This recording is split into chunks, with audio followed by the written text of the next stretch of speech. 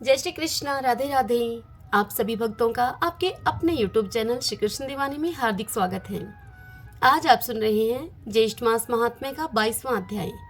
सर्वप्रथम भगवान का स्मरण करते हुए आप सभी मेरे साथ बोलिए। शांताकारं भुजगशयनं पद्मनाभं सुरेशं विश्वधारं गगनसदृशं मेघवर्णं शुभांगं लक्ष्मीकान्तं कमलनयनं योगिभिर्दयानगमयं वन्दे विष्णुं भवभयहरं सर्वलोकैकनाथम्। ओम नमो भगवते वासुदेवाय। ओम त्रिविक्रमाय नमो नमः।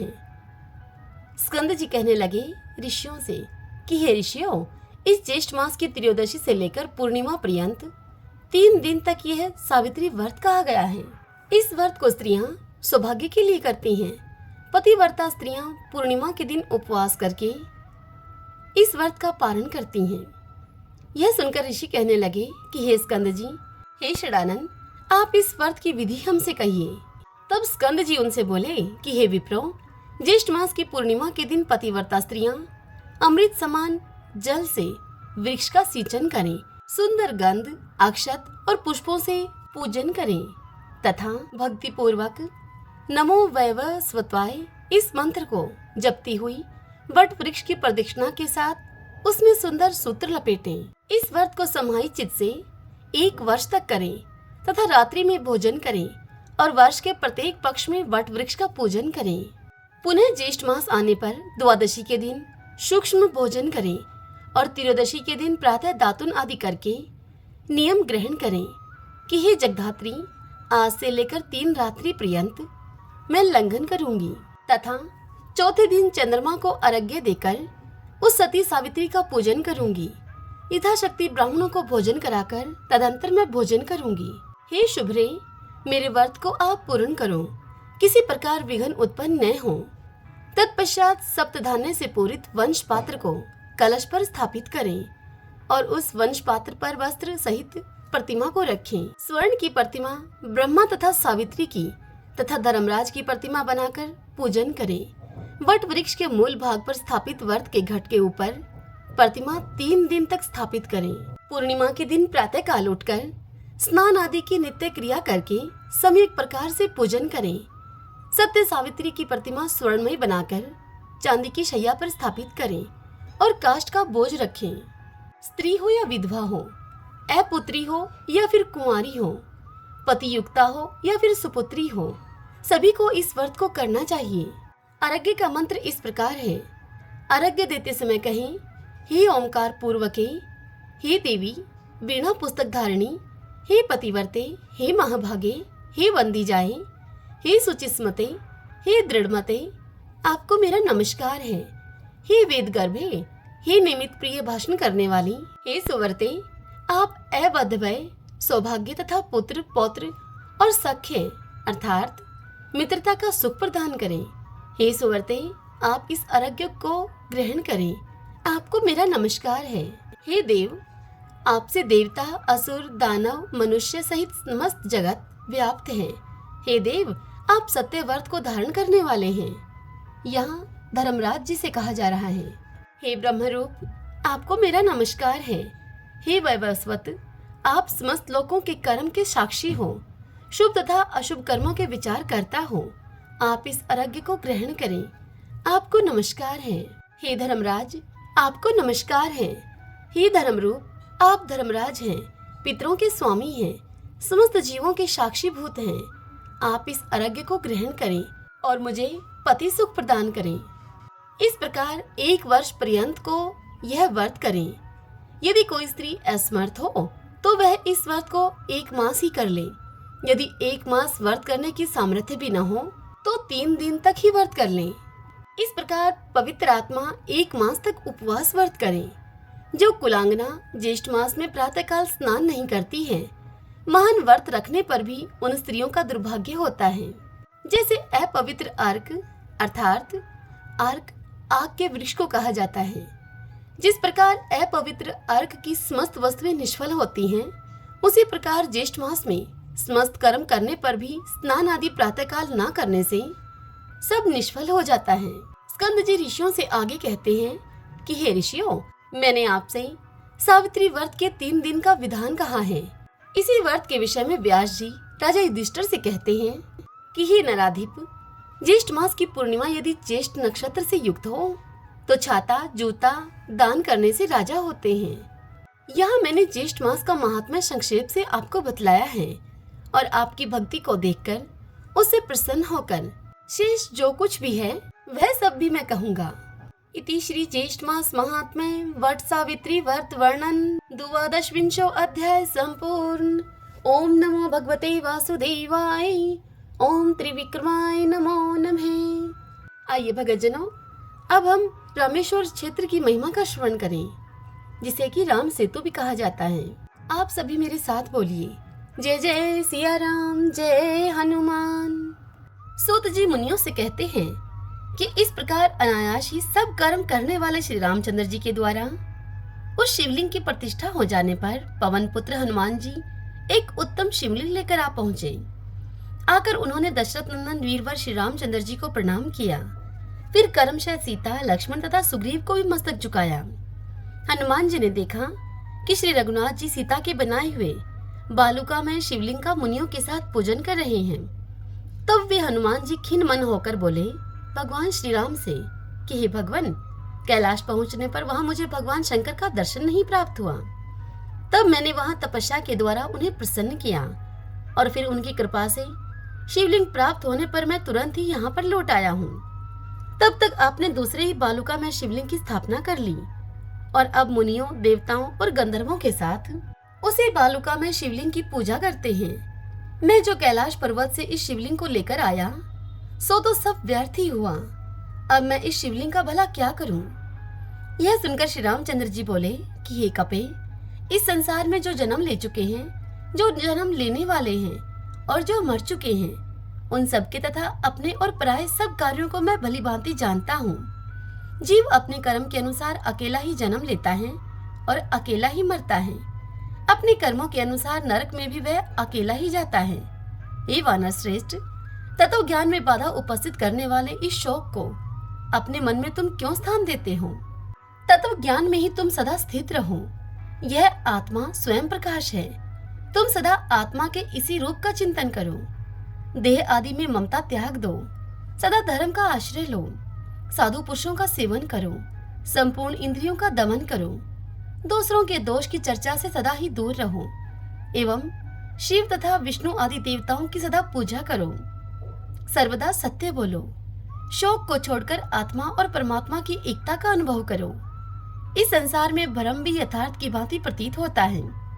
कहीं शोभन में अशोभन का भ्रम होता है तो कहीं अशोभन में शोभन का भ्रम होता है। यह सब मोह के वैभव से ही होता है। भ्रांत मनुष्यों का विभिन्न विषयों में राग हो जाता है। राग और द्वेष के बल से बंधकर वे धर्म और अधर्म के वशीभूत होते हैं तथा उन्हीं के अनुसार देव, तिर्यक, मनुष्य आदि योनियों में तथा नरकों में पड़ते हैं। चंदन, अगर और कपूर आदि पदार्थ अत्यंत शोभन हैं, परंतु जिसके स्पर्श से ये भी मलरूप हो जाते हैं, वह शरीर सुख स्वरूप कैसे माना जा सकता है? जिसके संपर्क से अत्यंत सुंदर भक्ष्य भोजन आदि सब उत्तम पदार्थ विष्ठा रूप में बदल जाते हैं, वह शरीर सुखरूप भला कैसे हो सकता है? जिसके संग से सुगंधित एवं शीतल जल मूत्र रूप हो जाता है, उस शरीर को शोभन भला कैसे कहा जा सकता है? हे कपे, तुम ही बताओ। जिसके संसर्ग में आने पर अत्यंत सफेद एवं धुले हुए वस्त्र भी पसीने आदि के लगने से मैले हो जाते हैं, वह शरीर कैसे शोभन माना जा सकता है? हे वायुनंदन, मुझसे अब तुम परमार्थ की बात सुनो। यह संसार एक गड्ढे के समान है। इसमें कुछ भी सुख नहीं है। यहाँ पहले तो जीव का जन्म होता है, तत्पश्चात उसकी बाल्यावस्था रहती है, फिर वह जवान होता है और उसके बाद वह बुढ़ापा भोगता है। तदंतर वह मृत्यु को प्राप्त होता है और मृत्यु के बाद पुनः जन्म का कष्ट भोगता है। इस प्रकार अज्ञान के प्रभाव से ही मनुष्य दुख पाता है और अज्ञान की निवृत्ति हो जाने पर उसे उत्तम सुख की प्राप्ति होती है। अज्ञान की निवृत्ति ज्ञान से ही होती है, कर्म से नहीं। ज्ञान ब्रह्मा परमात्मा का नाम है। वेदांत वाक्य के श्रवण और मनन से जो ज्ञान होता है वह विरक्त पुरुष को ही होता है, दूसरे को नहीं। श्रेष्ठ अधिकारी को गुरुदेव की कृपा से भी ज्ञान हो जाता है। यह सत्य है। मनुष्य के हृदय में जो कामनाएं हैं वे सब की सब जब छूट जाती हैं, तब वह मनुष्य जीवन मुक्त होकर इसी जीवन में परब्रह्म का साक्षात्कार कर लेता है। क्रूर काल जागते, सोते, खाते और ठहरते समय सदा ही इस जीव को अपनी ओर खींचता रहता है। संग्रह का अंत विनाश है, अधिक ऊंचे चढ़ने का अंत नीचे गिरना है, संयोग का अंत वियोग और जीवन का अंत मरण है। जिस प्रकार पके हुए फलों को गिरने के सिवा और कोई भय नहीं है, ठीक वैसे ही जन्म लेने वाले मनुष्यों को मृत्यु के सिवा और कोई भय नहीं है। जैसे सुदृढ़ खंभों वाला ग्रह सुदीर्घ काल के बाद जीर्ण होने पर नष्ट हो जाता है, ठीक उसी प्रकार से मनुष्य जरा जीर्ण होकर मृत्यु के अधीन होकर नष्ट हो जाता है। दिन और रात बीतते चले जा रहे हैं, इससे मनुष्य की आयु नष्ट होती है। इस दशा में तुम अपनी आत्मा के लिए शोक करो, दूसरे किसी बात के लिए क्यों शोक करते हो? हे कपीश्वर, कोई खड़ा हो या दौड़ता हो, उसकी आयु का प्रतिशत नाश हो रहा है। मृत्यु साथ साथ चलती है, साथ ही बैठती है और दूर देश में साथ साथ जाकर पुनः साथ ही लौट आती है। शरीर में चूड़ियां पड़ गई, सिर के बाल सफेद हो गए और वृद्धावस्था एवं दमा और खांसी से देह अब स्थिर होती जाती है। हे कपिश्रेष्ठ, जैसे समुद्र में बहते हुए दो काठ एक दूसरे से मिलकर फिर विलग हो जाते हैं, ठीक उसी प्रकार से कालयोग से मनुष्यों का एक दूसरे के साथ संयोग और वियोग होता है। इसी प्रकार स्त्री, पुत्र, भाई, क्षेत्र और धन, ये सब कभी कुछ काल के लिए एकत्र होते हैं और फिर अन्यत्र चले जाते हैं। जैसे कोई पथिक राह चलते हुए किसी दूसरे पथिक से कहता है कि ठहरिए, मैं भी आपके साथ चलूंगा, और इसी प्रकार दोनों कुछ काल के लिए साथ हो जाते हैं और फिर अलग अलग चले जाते हैं। कपे, इसी प्रकार स्त्री और पुत्र आदि का समागम नश्वर है। शरीर के उत्पन्न होने के साथ ही निश्चय ही मृत्यु भी उत्पन्न होती है। इस असंभावी मृत्यु को टालने का कोई उपाय नहीं है। हे वत्स, इस शरीर का अंत हो जाने पर देह अभिमानी जीव अपने कर्म की गति के अनुसार दूसरा शरीर धारण कर लेता है। वानर, प्राणियों का सदा एक स्थान पर निवास नहीं होता है। अपने अपने कर्मवश सभी जीव एक दूसरे से विलग हो जाते हैं। हे कपिश्रेष्ठ हनुमान, जीवों के शरीर जिस प्रकार से उत्पन्न होते और नष्ट हो जाते हैं, ठीक उसी प्रकार आत्मा का जन्म और मरण नहीं होता। अंजनानंदन, तुम शोक रहित अद्वैत ज्ञान में सतत स्वरूप निर्मल परब्रह्म परमात्मा का दिन रात चिंतन करो।